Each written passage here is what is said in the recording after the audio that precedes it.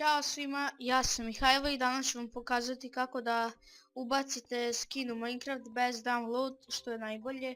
Znači nećete uopšte opteretiti kompjuter sa njim i ajde da krenem. Kao što vidite ja imam ovaj skin, nadam se da ste ga zapamtili i vidjet ćete koji ću imati kasnije skin.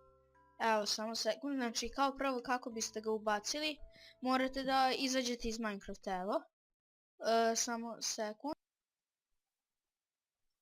I evo kao što vidite ja sam ušao u jednu stranicu koja će vam biti u linku, u opisu videa, tamo u deskripciji link.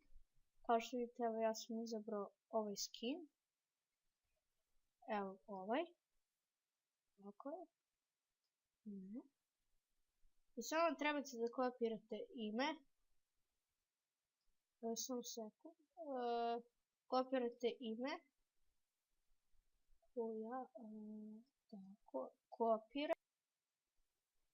Izvinjam se zbog kratkog prekida, malo je bila greška.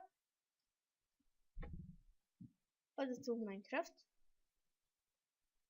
tako.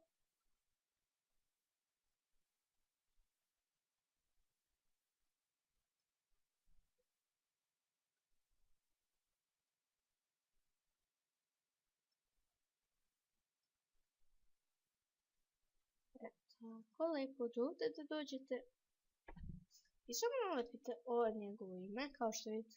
Ili ako vam to ne radi lepo, samo trebate da odete da prepišete lepo i to je to. I morate baciti na velika slova i tu. I da vidimo da li radi. I kao što vidite skin super radi, lajkujte, šerujte i komentarišite kao što se to i uvek radi. Ćao!